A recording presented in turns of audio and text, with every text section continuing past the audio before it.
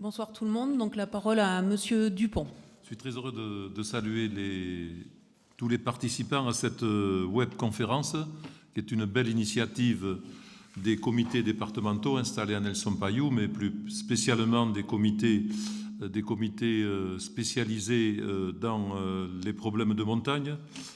Je pense pouvoir dire que cette webconférence est une belle initiative et que cette appellation de montagne, un espace de liberté, a quelque chose de magique.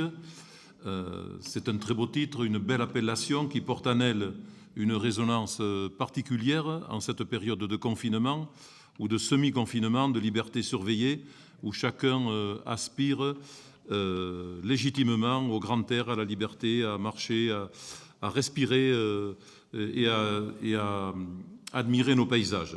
Notre département, en effet, est riche, je dirais même extrêmement riche d'espaces naturels. C'est assez considérable, assez unique en France. Et je dirais que c'est une chance. Et le département 64, le conseil départemental 64, contrairement à des idées reçues, prend de plus en plus d'initiatives à travers le réseau sport pour préserver et cultiver ce patrimoine exceptionnel. Et bien entendu, en faciliter l'accès. C'est ainsi que, même si je m'éloigne un petit peu, qu'on a créé cette DESI qui a été ralentie, dont le fonctionnement a été ralenti par le Covid, pour justement cultiver ce concept de la montagne espace de liberté.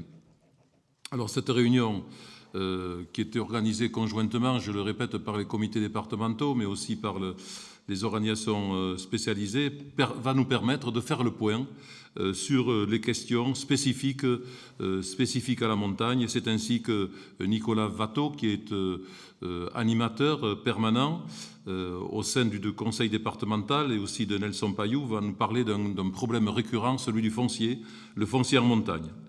Et après, il y aura bien entendu d'autres interventions liées à ces problèmes de montagne. Et je saluerai plus fortement peut-être Monsieur le maire, mon collègue, Monsieur le maire de Bidaraï, Monsieur Anchordoki, je ne sais pas si on dit Anchordoki ou Anchordoki, enfin peu importe, qui est maire d'une magnifique commune du Pays Basque et qui est confronté au problème de surfréquentation et de ses parkings et de sa commune.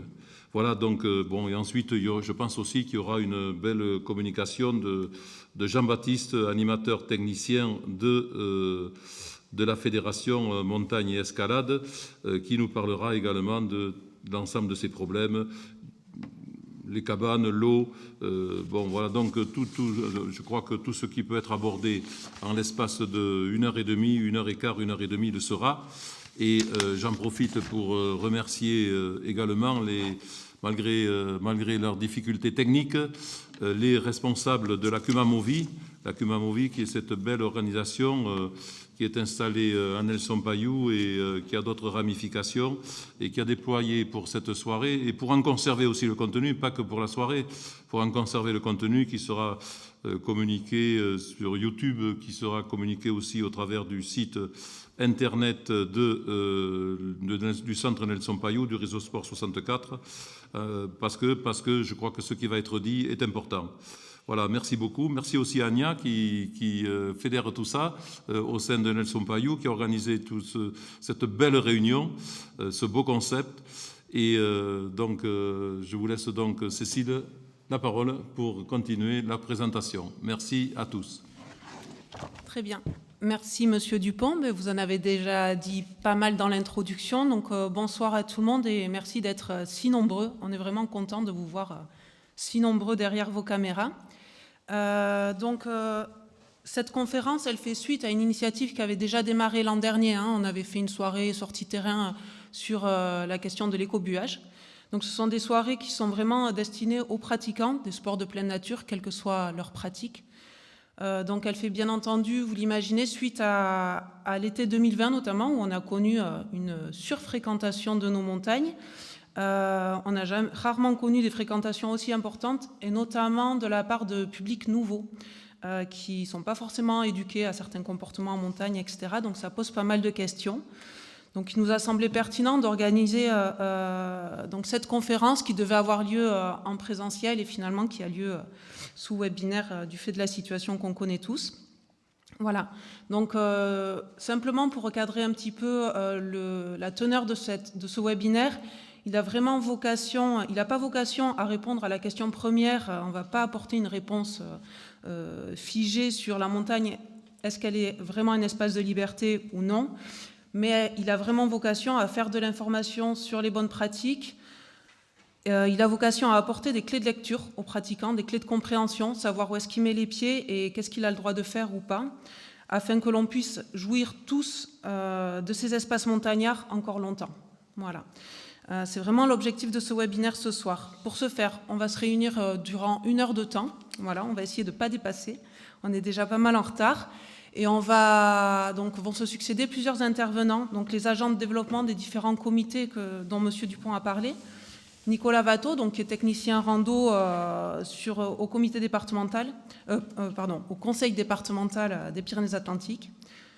Monsieur Anchordoki, maire de Bidaraï, qui aurait un témoignage fort intéressant. Régine Cazocco, la directrice adjointe de l'Office de tourisme du Haut-Béarn. Voilà, et le webinaire va donc se dérouler en plusieurs étapes. Donc on va commencer par des témoignages de terrain. Nicolas Watteau prendra la suite en reposant un petit peu les bases, en parlant du droit du sol. Et puis on fera toute une partie sur des idées reçues qu'on peut avoir, des questions qu'on pense toutes faites, des réponses qu'on pense toutes faites et qui ne le sont pas forcément. Et on va essayer de répondre à certaines questions qu'on a reçues, qui nous paraissaient dans la thématique du jour, de ce soir. Donc, je vais laisser la parole à monsieur, je reprends son nom, Anchordoki, excusez-moi, donc maire de Bidaraï. À vous la parole. Oui, bonsoir à tous. Donc, oui, je suis bien monsieur Anchordoki, donc maire de Bidaraï. Je vais commencer par vous présenter un petit peu le village. Donc, c'est un village à l'entrée de la Basse-Navarre, situé sur l'axe Bayonne-Saint-Jean-Pied-de-Port, un territoire de montagne. Bon, on est à une demi-heure, 3/4 d'heure des villes du BAB, de Bayonne-Anglet, Biarritz. Il faut savoir que c'est un village majoritairement agricole où encore l'agriculture et le pastoralisme ont un lien fort avec la montagne. Il faut savoir qu'il y a 65 000 personnes qui viennent faire du rafting à Bidaraï. Et en plus, il y a un nombre important aussi de randonneurs. Il y a le GR10 qui passe à Bidaraï, il y a plusieurs PLR, il y a le chemin des contrebandiers et de nombreuses autres randonnées, autant familiales que plus difficiles aussi. Sachant qu'on a 3 montagnes, Biparla qui fait 1000 mètres à peu près, le Baïgoula 900 mètres et l'Arsamedi 900 mètres, plus d'autres petites montagnes aussi faciles. On est un village transfrontalier, frontalier avec la Navarre par les villages du Bastan, notamment Eratsu et Atsu.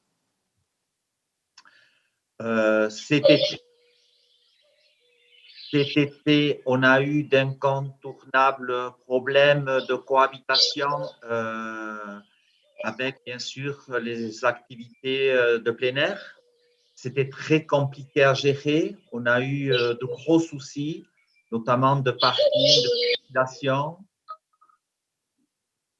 C'était vraiment compliqué.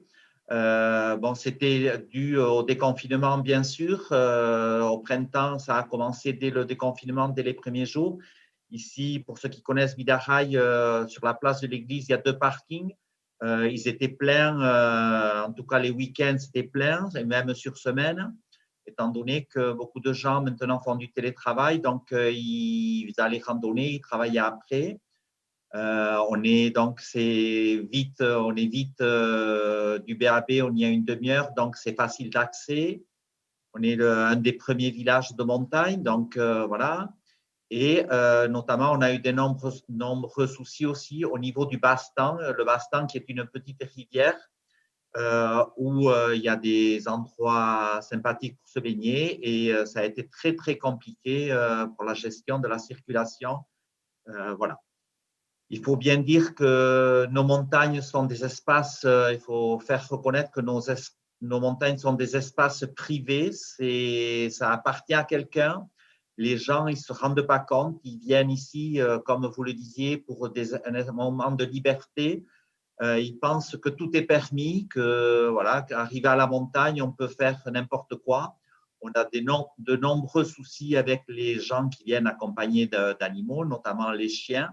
Ça, c'est la chose la plus compliquée à gérer, les gens avec les chiens. Alors, bien sûr, il y a beaucoup de personnes qui sont sensibles à la nature, à l'environnement. Ils croient bien faire, mais en fait, ils ne font pas du tout bien. C'est très compliqué. Ils essaient de respecter, mais en fait, comme ils n'ont pas l'habitude, c'est un nouveau public aussi, donc ils n'ont pas l'habitude et ils font n'importe quoi. Ben, pour donner des exemples, quand un agriculteur ou un berger descend son troupeau, aujourd'hui, il faut choisir une heure où c'est calme pour passer sur les sentiers de montagne quand on descend un troupeau. Les gens, voilà, ils montent et vous descendez avec le troupeau et donc ils restent sur le sentier. S'ils peuvent vous prendre en photo, c'est volontiers qu'ils le font. Et du coup, vous courez de tous les côtés parce que les brebis sont partis à droite et à gauche et eux, ils continuent leur randonnée au lieu de s'écarter. Voilà. C'est toute une éducation à la montagne à refaire. C'est bien sûr les chiens non tenus en laisse. Moi, en tant que maire, bien souvent, quand je rencontre des gens, et même ici au départ du parking de la mairie, je dis aux gens, mais attachez vos chiens. Les gens ne respectent pas du tout. À peine ils ont fait 50 mètres, ils le détachent et ils le laissent courir. Donc, c'est de nombreux problèmes de perte de troupeaux et de brebis parce que c'est des petites montagnes. Il faut dire que c'est des petites montagnes. Donc, les parcours des brebis et les parcours des randonneurs sont les mêmes. Donc, c'est beaucoup de falaises. Les brebis sortent des falaises. Une fois qu'elles voient le chien derrière, elles sortent des falaises. Et aussi, il y a des gouffres. Donc, les brebis sortent dans les gouffres. Il y a un manque d'information. Les gens ne sont pas informés. Sans parler de, bien sûr, les gens qui démarrent en randonnée à 1h de l'après-midi, mal chaussés. Ça, c'est une autre problématique, mais elle existe aussi, bien sûr. En tout cas, voilà, cette cohabitation entre agriculteurs, bergers et utilisateurs de la montagne, elle devient de plus en plus compliquée. C'est tous les jours, ça a été tous les jours une bataille. C'est sûr que alors, bien sûr, il y a une économie qui est là avec ce tourisme aussi. C'est sûr que ça peut ramener une économie. Mais en général, voilà, les gens, ils arrivent avec leur sandwich, leur casse-croûte. Et bon, bien que bien souvent, il y ait une bonne bière en arrivant au village, dans les bars, ça fait tourner les bars, c'est sûr. Mais bien souvent aussi, ils nous laissent beaucoup de poubelles. Et ça aussi, c'est un réel problème, autant dans nos montagnes, sachant que, comme je disais tout à l'heure, il y a beaucoup de gens qui respectent. Il ne faut pas non plus rentrer tout le monde dans le même sac. Mais en fait, voilà, et les gens, ils se mettent aussi en danger. C'est souvent des groupes de jeunes aussi qui ne connaissent pas du tout la montagne, qui passent au milieu des troupeaux, au milieu des chevaux, au milieu des potiocs. Et les gens qui envoient le frisbee sur le troupeau pour que le chien aille chercher le frisbee au milieu du troupeau, c'est n'importe quoi. Bien souvent, c'est n'importe quoi, sans compter la circulation sur ces petites routes de montagne qui est compliquée aussi. C'est très compliqué parce que souvent, ils n'ont pas l'habitude de circuler dans ces petites routes et après, donc, il y a souvent des zones de croisement qui sont créées et ils se garent ou ils se mettent là et c'est un danger pour tout le monde. Et aussi, bien sûr, le temps, avec le brouillard, les gens qui se perdent, les gens qui s'en vont dans tous les sens. Ils ne respectent pas les parcours, c'est les feux allumés, c'est camper n'importe où. Pareil, là où les brebis s'installent la nuit ou comme ça, parce que les brebis, elles, bien sûr, souvent l'été, quand il fait chaud, elles packagent la nuit et donc ça empêche les brebis de packager parce qu'il y a des gens qui campent. C'est aussi les coureurs qui maintenant de plus en plus courent la nuit avec les lampes torches, les frontales, donc qui font peur aux troupeaux, toujours pareil, qui packagent la nuit. C'est de plus en plus d'activités. C'est toujours des nouvelles activités. Maintenant, c'est le vélo électrique donc, qui est à la mode et qui aussi devient de plus en plus compliqué à gérer parce que c'est des vélos de plus en plus performants et donc qui passent partout et donc voilà, au milieu des troupeaux, dans les montagnes de plus en plus difficiles. En fait, c'est un tout qui devient de plus en plus compliqué pour un maire, en tout cas, à gérer tout ça. Ça fait longtemps qu'on travaille avec la Fédération des AFP-GP pour une signalétique. Maintenant, c'est la communauté d'agglomération qui a la compétence montagne. Donc, voilà, on travaille étroitement ensemble pour essayer d'améliorer tout ça, de trouver une cohabitation intelligente à tout ça, mais c'est compliqué. Alors, bien sûr, on parle du déconfinement dernier, mais pour moi, je dirais que ça fait 20 ou 30 ans que ce phénomène a commencé parce que de plus en plus maintenant, on parle de loisirs en montagne, de loisirs de plein air. Donc, à un moment donné, il faudra choisir. Si on veut vraiment que nos montagnes soient vivantes avec les loisirs de montagne ou avec une agriculture de montagne, parce que la cohabitation, elle est compliquée. Et honnêtement, moi, j'ai des bergers qui réfléchissent de plus en plus à envoyer les troupeaux en montagne parce que ça devient compliqué et ils n'en peuvent plus. C'est souvent des pertes d'animaux avec les chiens, voilà. Voilà. Et donc, il faudra faire un choix à un moment donné. Et moi, je me pose la question si c'est pas trop tard parce que on a beaucoup avancé, mais pas dans le bon sens obligatoirement pour l'agriculture de montagne. Donc, merci Jean-Michel pour ce témoignage voilà, fort intéressant. On va passer la parole à Régine Cazocco, qui est directrice adjointe sur l'Office du tourisme du Haut-Béarn, qui va nous apporter son retour d'expérience et de terrain. Donc, oui, cet été, au niveau de la montagne béarnaise, enfin, en ce qui nous concerne, la vallée d'Aspe notamment, on a connu des phénomènes un petit peu nouveaux de surfréquentation.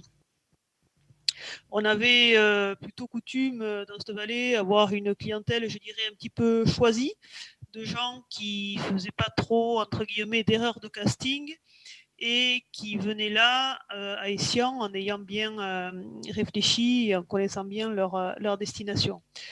Alors évidemment, on n'a pas échappé à ce phénomène et on s'en est partiellement félicité. Mais quelques sites en particulier ont souffert d'une surfréquentation et ont perdu en fait leur équilibre global. Parmi ces sites, on a des sites qui étaient plutôt dédiés à des pratiquants un peu experts, enfin qu'on croyait dédiés à des pratiquants un peu experts.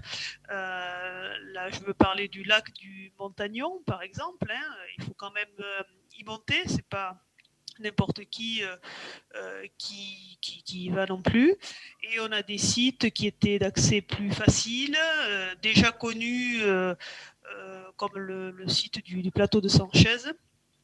Mais je pourrais en citer d'autres aussi. On a les départs au niveau du plateau de Liers avec des parkings un peu saturés qui ont souffert d'une surfréquentation.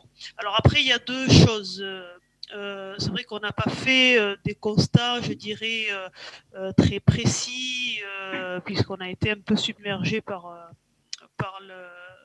les choses. Ça mériterait quand même une analyse. Il est vrai qu'on a un peu paniqué dans certains endroits en disant les parkings sont saturés Et on s'est rendu compte qu'on n'avait pas des parkings non plus calibrés au-delà de 30 voitures. Alors, est-ce que 30 voitures, c'est une saturation? C'est une question à poser. Quand c'est pas organisé, 40, 50 voitures qui viennent sur un petit parking, ça devient vite la foire d'empoigne et ça donne tout de suite une impression de désorganisation. Donc, on a eu ces problèmes-là qu'il faudrait donc étudier avec un peu plus de discernement en fonction des sites. Alors, qui étaient ces gens qui sont venus en plus sur la montagne?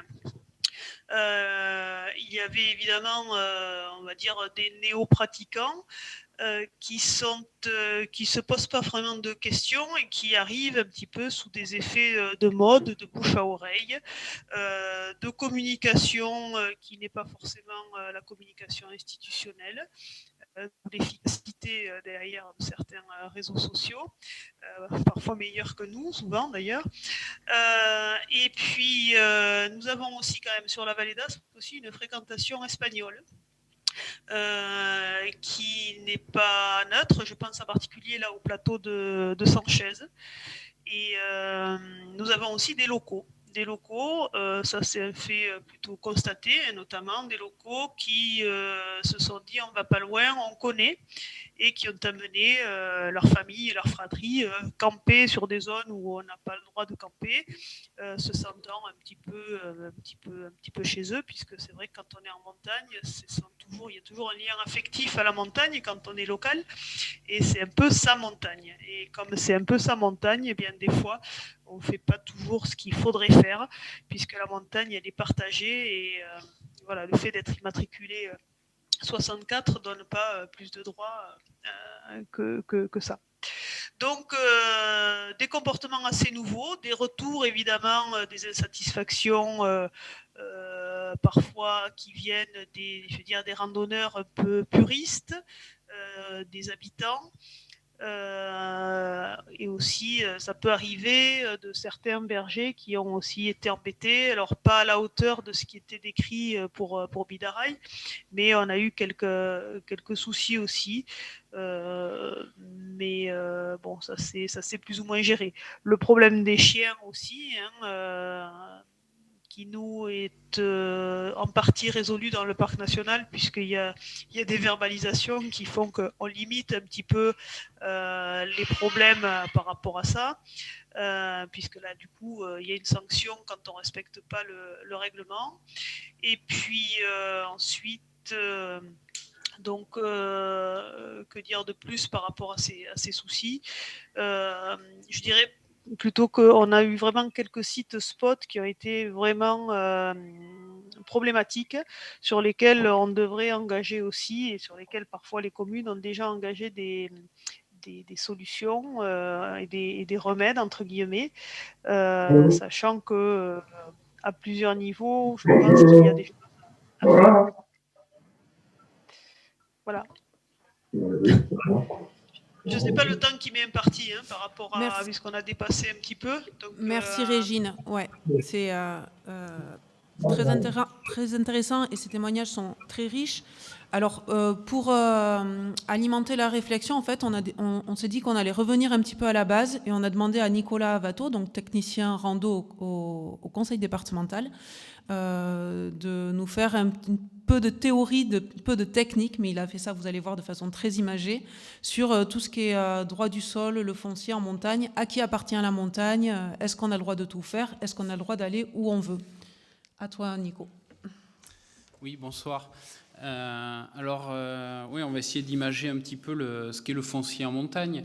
Or, en France, on est très attaché au droit de propriété, et le Code civil définit bien la propriété dans l'article 544. Ce qu'il faut bien comprendre, c'est que la montagne n'échappe pas à cette notion de propriété, et elle peut être soit privée, soit publique. Et pour les collectivités qui ont des propriétés du domaine public, elles ont aussi des propriétés dans le domaine privé dans ces montagnes-là. Alors, dans le foncier en montagne se découpe quand même en deux zones bien particulières. Il y a les parties basses des vallées et des montagnes. Là, on peut prendre l'exemple sur Montory avec la falaise d'Argibel ou le secteur d'Argibel, où la structure foncière est assez complexe parce qu'on retrouve beaucoup de parcelles privées et quelques circulations publiques à l'intérieur de ces parcelles privées. Là, par exemple, tout le bas de vallée, on retrouve des parcelles d'herbe qui sont des parcelles privées qui appartiennent à des propriétaires privés. Un peu au-dessus, dans les zones qu'on avait avant, qui sont composées à la fois de bois et de prairies, de pâtures, qui commencent à se refermer à certains endroits, on a là aussi des parcelles privées. Et l'étage supérieur, on se retrouve sur des parcelles qui sont privées, mais qui appartiennent aux collectivités. Alors cette notion de domaine privé des collectivités, c'est simplement que les collectivités, communes, commissions syndicales, syndicats de vallée, ont une propriété qu'elles peuvent vendre comme n'importe quel propriétaire privé, personne physique. Et en tant que personne morale, elles ont aussi des propriétés privées. À l'intérieur de tout ce réseau de parcelles, on trouve des voies de communication. Alors, on a des chemins d'exploitation qui, eux, traversent des parcelles privées appartenant soit à des propriétaires privés, soit des collectivités. On trouve des chemins ruraux qui sont du domaine privé des communes aussi, et c'est tout ce réseau qui permettait de desservir les parcelles agricoles des privés jusqu'à il y a une quarantaine d'années, et qui sont tombés dans l'oubli parce que pas adaptés aux tracteurs, pas adaptés à l'exploitation agricole d'aujourd'hui. Et ce réseau de chemins ruraux représente un sacré maillage souvent sur les communes, et c'est là-dessus que s'appuient les chemins balisés de randonnée, et d'autres sont sous les ronces par contre, mais continuent à appartenir aux communes. Ensuite, on trouve des routes communales qui desservent toute la campagne, ainsi que les routes départementales. Et on trouve aussi sur certaines parcelles privées des sentiers qui ont été faits au gré des passages des randonneurs. Là, dans le cas, c'est au gré du passage des grimpeurs, mais aussi au gré des passages des troupeaux. Alors, ce maillage foncier très complexe, vu du dessus, on voit tout cet embroglio de petites parcelles.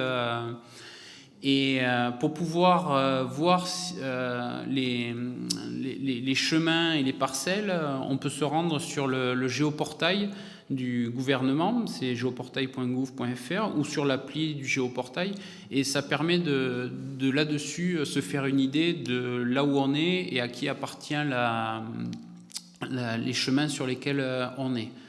Voilà, c'est une application ou un site qui est très, très utile pour préparer sa sortie ou se renseigner sur des terrains de jeu pour des activités de pleine nature. Voilà.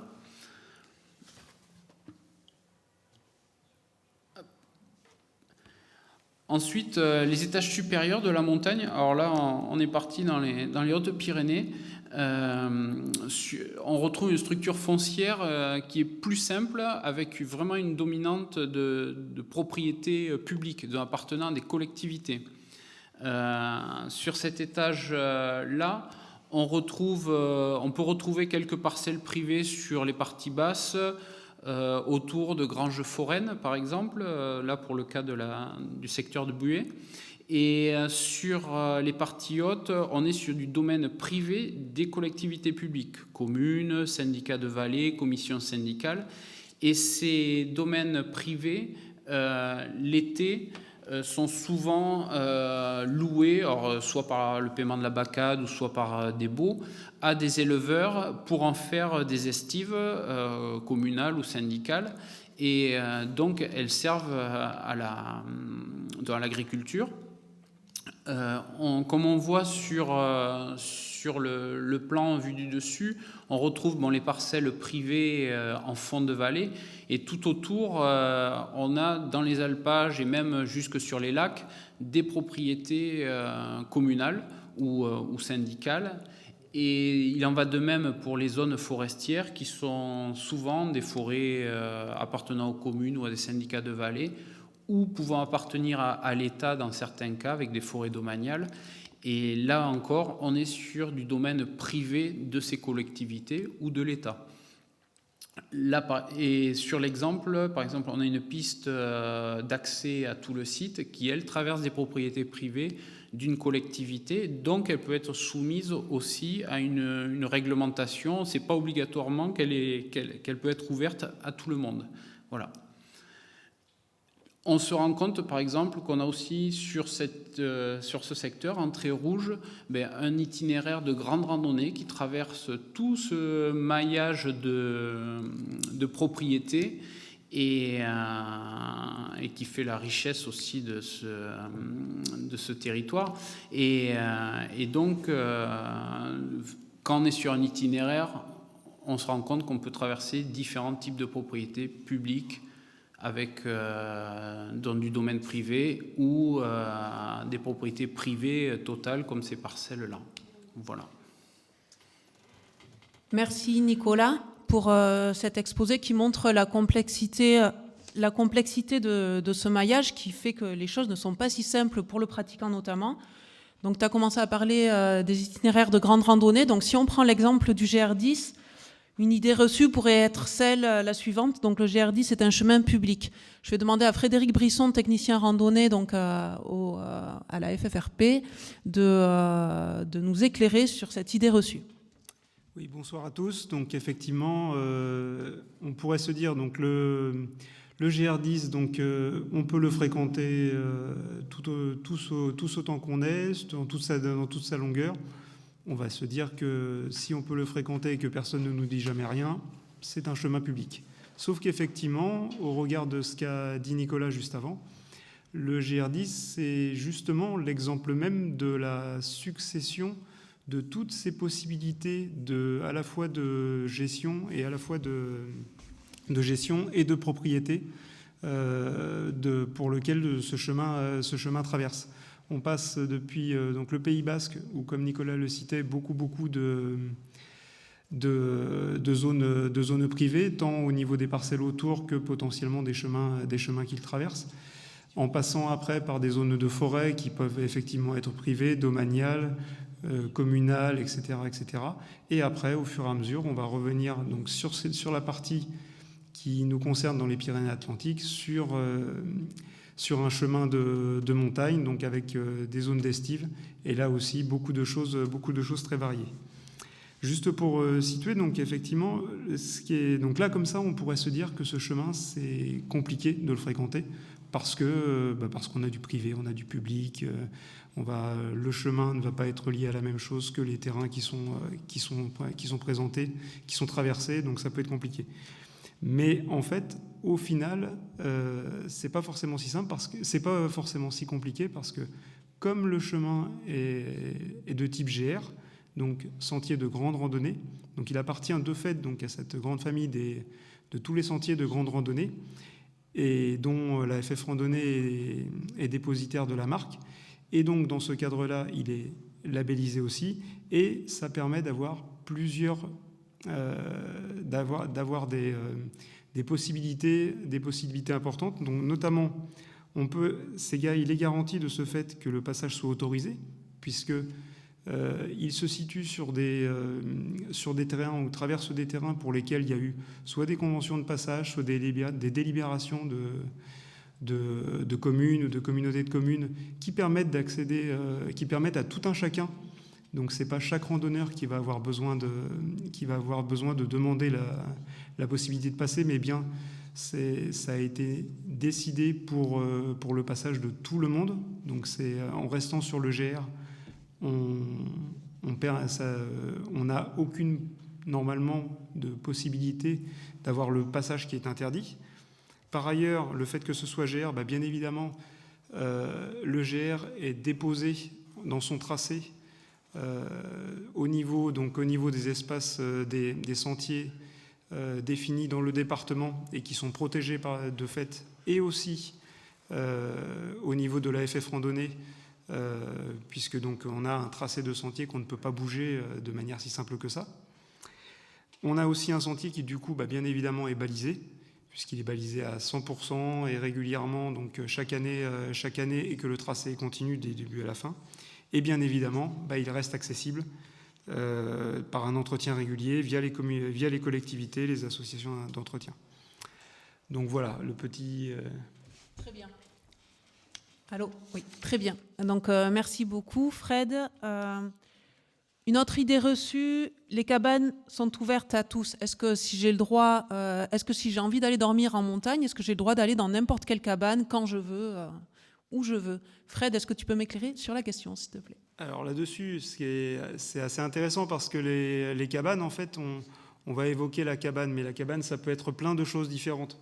En fait, on a 4 exemples là qui sont sur vos écrans et qui montrent que la cabane, donc qui dit cabane, on peut parler des caillolards dans le Pays Basque qui sont dans le coin droit, dans le coin gauche, en haut à gauche, et qui sont classiquement dans la montagne basque, qui sont des propriétés privées appartenant à des familles.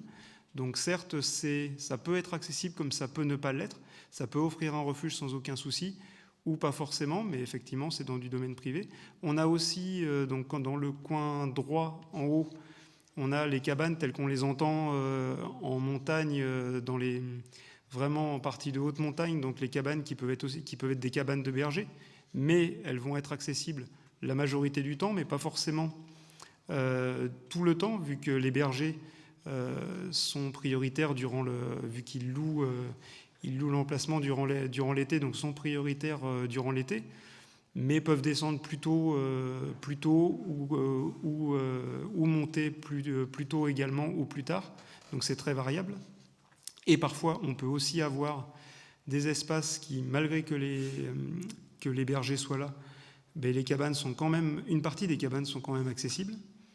Ensuite, un autre exemple, en bas à gauche, on a donc des cabanes qui ont été rénovées, où les bergers n'accèdent pas et qui du coup sont accessibles quasi tout le temps aux randonneurs.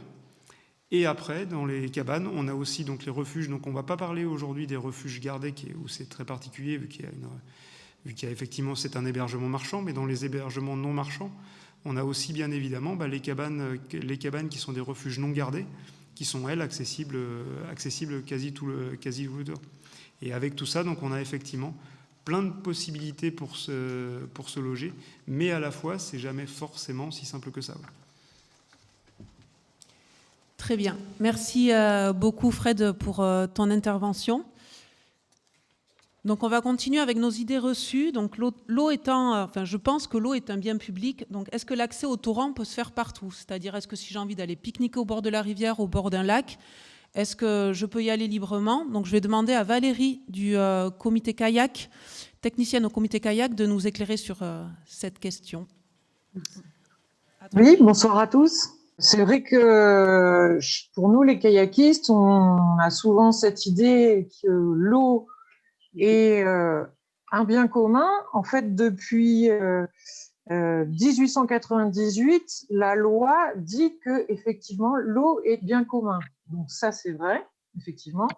En 92, la loi sur l'eau rappelle dans le premier article que l'usage de l'eau appartient à tous. Elle garantit aussi normalement le principe de libre circulation des engins nautiques et sur tous les cours d'eau. Ça découle de la liberté constitutionnelle d'aller et venir, en fait. Donc là, on a des textes et finalement, la réalité n'est pas si simple. Ce n'est pas parce que l'eau est un bien commun. Donc nous, en kayak, une fois qu'on est sur l'eau, effectivement, on doit pouvoir passer.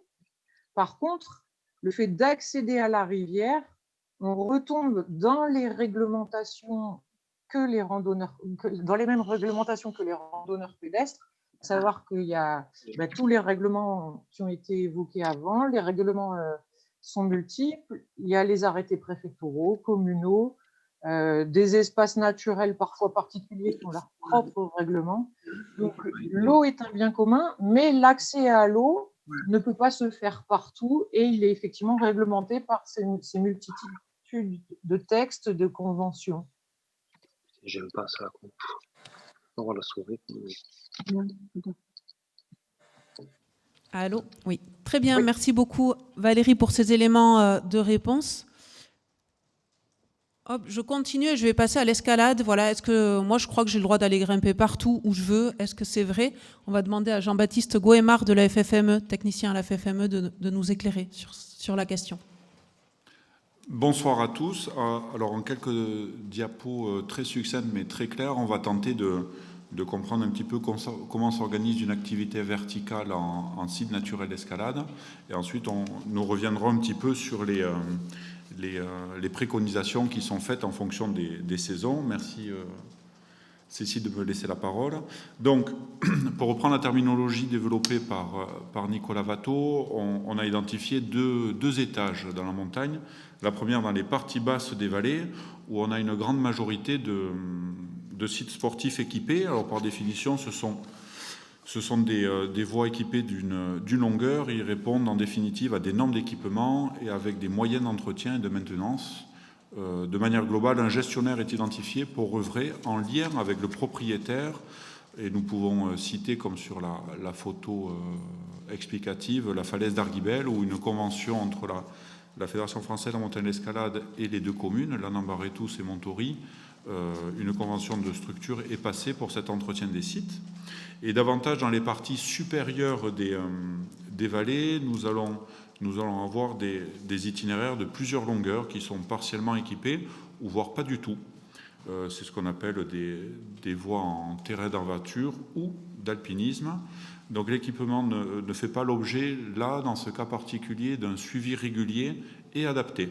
Même dans des voies d'alpinisme, ça nécessite dans leur réalisation l'utilisation de matériel comme des coinceurs ou des freehands, où le grimpeur ne laisse aucun équipement en place. Donc à partir de ces sites naturels sportifs et les grandes voies, la pratique de l'escalade va tenir compte de deux critères là-dessus. La première, ça va être effectivement les contraintes du terrain liées à l'engagement, la difficulté et les conditions que l'on peut rencontrer, outre le fait d'être en notion de cordée avec les conditions de sécurité adaptées. Mais essentiellement, et c'est là-dessus où on va pointer du doigt, on va veiller effectivement à l'usage dans les falaises de la présence d'espèces protégées qui peuvent être floristiques ou avifaunistiques à la présence de rapaces. Donc là, ça c'était pour la pratique. Ensuite, dans l'aménagement des sites où l'équipement d'un itinéraire d'escalade d'une à plusieurs longueurs, cela nécessite, en plus de l'accord du propriétaire, qu'il soit privé ou public, un cas particulier, lorsque c'est l'ONF, si le terrain est soumis à un régime forestier, va être régi par 3 types de réglementation. La réglementation générale sur les espèces protégées, celle-ci intervient à 2 niveaux, une perturbation intentionnelle de ces oiseaux, surtout lorsqu'elle est remise en cause là-dessus, par l'accomplissement des cycles biologiques de l'espèce considérée, la destruction, l'altération, la dégradation des sites de reproduction et des aires de repos des animaux. Donc, les espèces végétales protégées peuvent également être impactées par notre évolution avec la mise en place des équipements nécessaires à l'escalade. Le deuxième registre au niveau de la réglementation particulière, c'est le régime Natura 2000. Voilà, c'est un régime d'évaluation des incidences qui a pour objectif de vérifier que les projets ne portent pas atteinte aux habitats et aux espèces d'intérêt communautaire présents dans un site Natura 2000 ou qui permet de redéfinir des projets de manière à éviter de telles atteintes. Donc un projet, un plan ou une activité sera soumis à l'évaluation des incidences sur les sites Natura 2000 s'il figure sur les sites national ou local. Et ensuite, la troisième réglementation qui est propre elle, aux espaces protégés. Donc, de manière globale, dans les Pyrénées-Atlantiques, la zone cœur du parc national coïncide entièrement avec des périmètres Natura 2000. Donc, une demande d'autorisation adressée au directeur du parc national doit être accompagnée d'une évaluation des sites. En résumé, sur cette diapo, nous pourrions conclure que l'équipement d'une paroi dans la pratique de l'escalade est soumis à l'évaluation des sites et autorisation préfectorale au sein des périmètres précités. Elle est interdite dans le périmètre, point particulier, de la réserve naturelle nationale d'Ossau. Et la pratique de l'escalade, en tant que telle, doit tenir compte de la présence des espèces protégées, notamment les rapaces, dont la perturbation volontaire est interdite. Donc, de manière très globale, sur cette diapositive, nous pouvons trouver des informations ressources disponibles et surtout accessibles au grand public. Donc le site Escalade 64, qui recentre l'ensemble des falaises équipées du département, avec à venir un volet avifaunistique qui viendra enrichir les informations techniques et sportives des équipements. Le site Géoportail, dont Nicolas en a fait l'illustration tout à l'heure, sur lequel on peut afficher, en fonction de différentes multicouches, les périmètres des espaces protégés, des sites Natura 2000, parcelles cadastrales, etc. L'inventaire national du patrimoine naturel, donc ce site, mis en place par le Muséum national d'histoire naturelle, permet l'accès à une grande quantité d'informations, y compris cartographiques, sur les espèces, les habitats naturels et les espaces protégés, les sites Natura 2000. De manière beaucoup plus étatique, la DREAL de Nouvelle-Aquitaine identifie l'ensemble de toutes les fiches d'activité et également la préfecture des Pyrénées-Atlantiques. Merci JB pour ce condensé rapide, voilà, mais éclairant sur le sujet de l'escalade. Nous allons passer avec une nouvelle idée reçue. Donc, on va passer à la spéléo. On a la chance d'avoir notre collègue Dominique, technicien du comité spéléo, qui va pouvoir nous éclairer. Moi, je crois que un propriétaire, si je suis propriétaire d'une grotte, voilà, j'ai le droit d'en fermer l'accès aux usagers. Est-ce que c'est vrai, Dominique, ou pas ? Merci Cécile. Ben oui, tout à fait. Le propriétaire de la grotte a le droit d'interdire l'accès de la grotte. Voilà. Le Code civil, article 552, stipule bien, en droit du sol, que le droit du sol emporte la propriété du dessus et du dessous. En clair, le fond et le tréfond, et ce jusqu'au centre de la terre. Donc on est propriétaire des murs, pas forcément de ce qu'on y trouve, mais on est bien propriétaire de la cavité. Donc forcément, du moment qu'on va pratiquer cette discipline, mais il faudra avoir le consentement du propriétaire. Très bien. Merci Dominique. Hop. Ah, pardon. Je passe à la diapo suivante. Donc, on va laisser JB Goemar, donc Jean-Baptiste Goemar, pardon, intervenir sur le sujet sur les règles de bonne pratique à adopter en montagne, qu'on recommande aux pratiquants, voilà, pour pouvoir continuer à pratiquer nombreux sur ces territoires où on est de plus en plus nombreux. Donc, je vais le laisser. Donc, elles sont vastes ces recommandations, mais je vais le laisser nous synthétiser quelques recommandations, voilà, quelques informations. Donc, j'en rappelle à l'objectif principal de ce webinaire en soirée, et Cécile l'a dit de manière introductive. L'objectif est de donner au grand public les clés pour accéder en montagne en toute humilité, voilà. Et donc notre objectif, en vous donnant une compréhension de base et éclairée, c'est de vous donner des ressources pour aller par la suite creuser un petit peu et que ça puisse se passer en bon sens. Donc la diapositive qui est en ligne face à vous, c'est une affiche qui a été réalisée dans le cadre du dispositif avec les comités de pleine nature, Réussir ma randonnée. Et si vous jetez votre curiosité sur le site pour réussir ma randonnée.fr, vous aurez un ensemble d'éléments qui, de manière très simple et très claire, viendront appuyer l'ensemble des contenus que nous vous aurons apportés ce soir. Pour conclure sur les règles de bonne pratique, on va revenir effectivement sur la base de stationnement. Il faut ainsi respecter les droits et les intérêts des autres, circuler simplement et seulement sur les voies autorisées en garant son véhicule aux endroits indiqués. Donc ça, c'est pour la partie motorisée. Sur les parties pédestres, mais qu'elles soient également cyclistes ou équestres, d'emprunter au maximum les chemins en évitant de couper les virages, car cela peut empiéter l'assiette des sentiers et créer des rigoles et des ravines en cas de forte pluie. Au passage de portes ou de barrières, pensez à les refermer, car le bétail, comme le disait monsieur le maire de Bidaraï, les troupeaux vivent en semi-liberté et ça évite des incidents. Lorsque vous empruntez ou vous abritez au sein d'une cabane, cela peut penser absurde, mais pensez à refermer les portes et les fenêtres des cabanes et surtout laisser propre en repartant. En ce qui concerne la traversée des prés, on veillera à ne pas affoler les troupeaux, à ralentir le rythme et à passer vraiment en contournant les troupeaux, à ne pas essayer de les toucher, de les nourrir. En ce qui concerne les chiens, c'est un grand débat, donc ils sont strictement interdits dans la zone cœur du parc national, mais où ils ne sont pas interdits, ils doivent être impérativement tenus en laisse. Il faut veiller à ce qu'ils ne vagabondent pas hors des chemins. Il est d'ailleurs préférable de ne pas les amener en raison du risque pour la faune sauvage et les animaux d'élevage.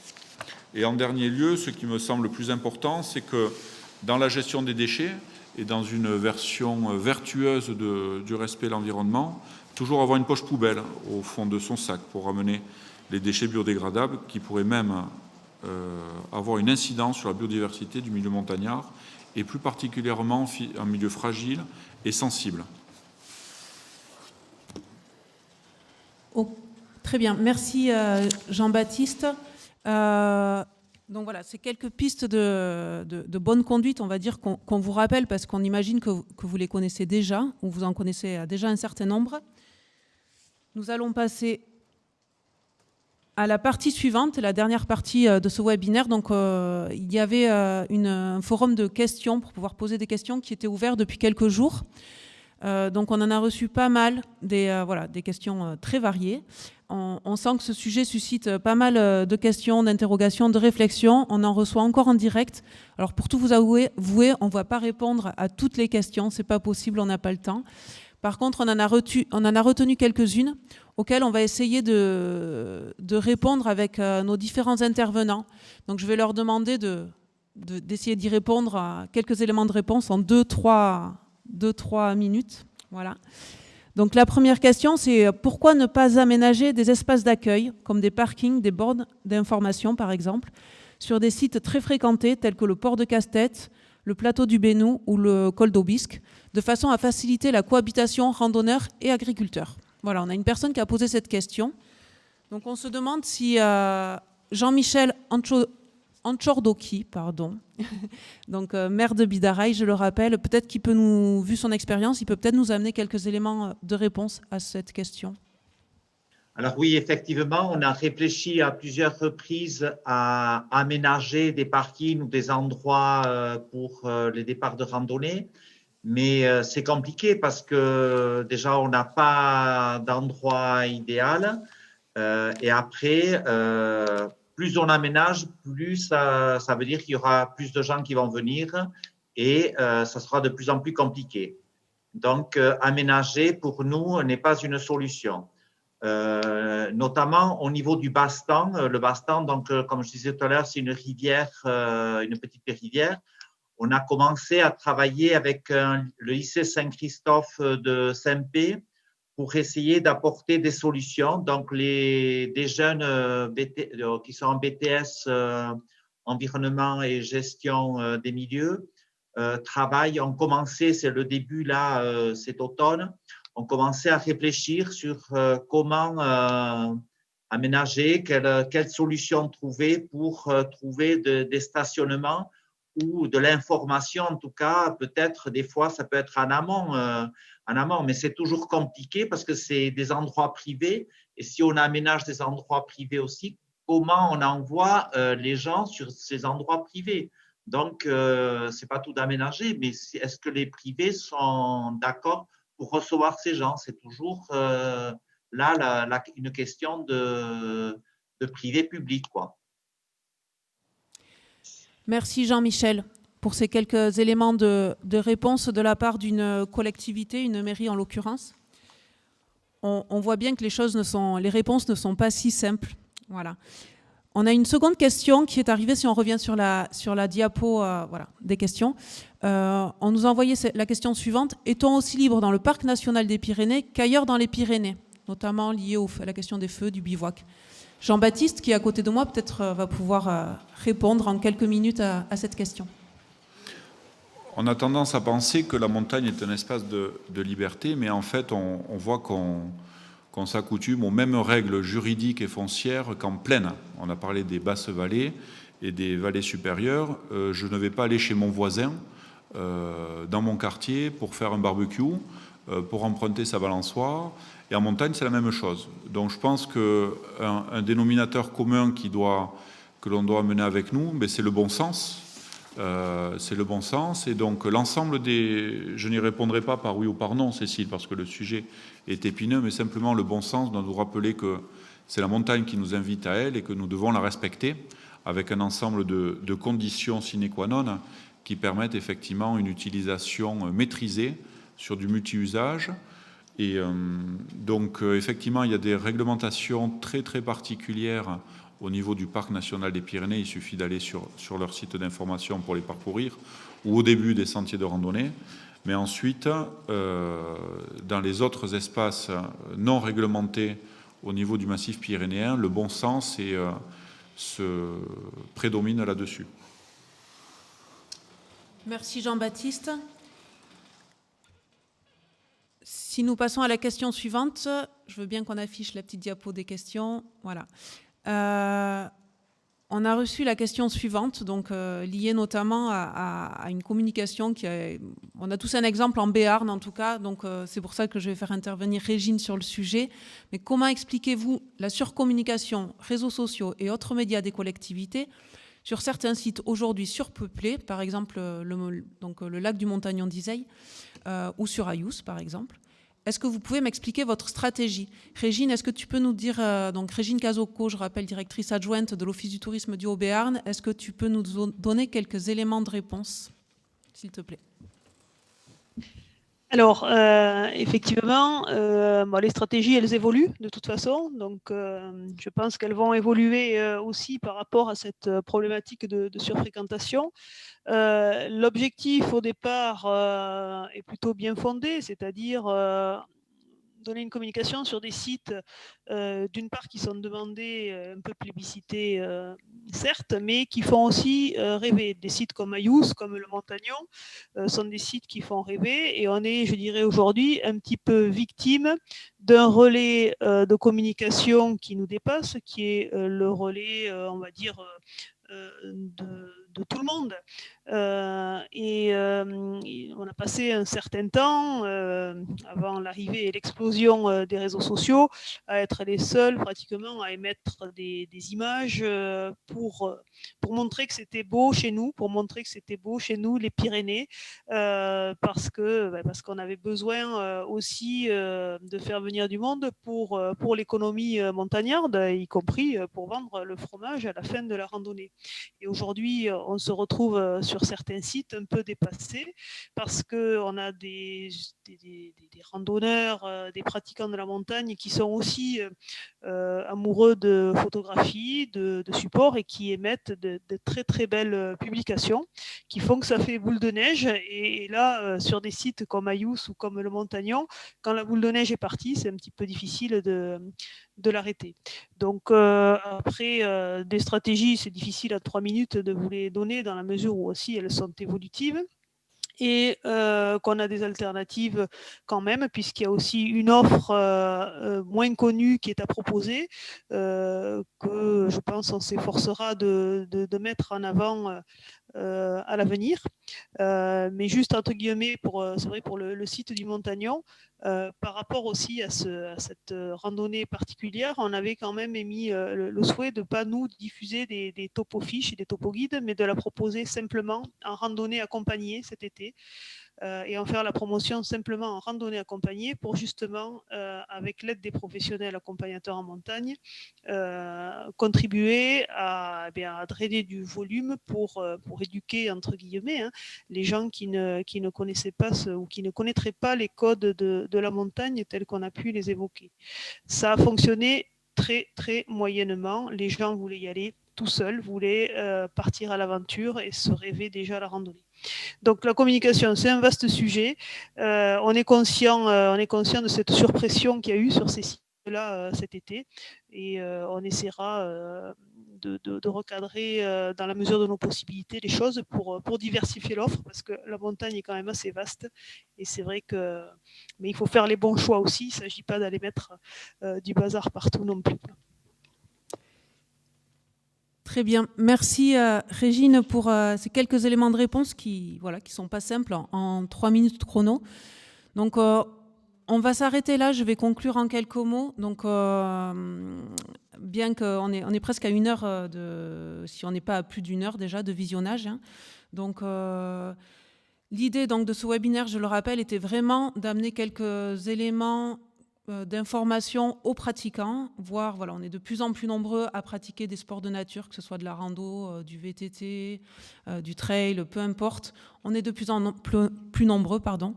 On l'a bien vu, la gestion des usages et la gestion de ces territoires de montagne n'est pas si simple, puisqu'il y a beaucoup d'espaces privés.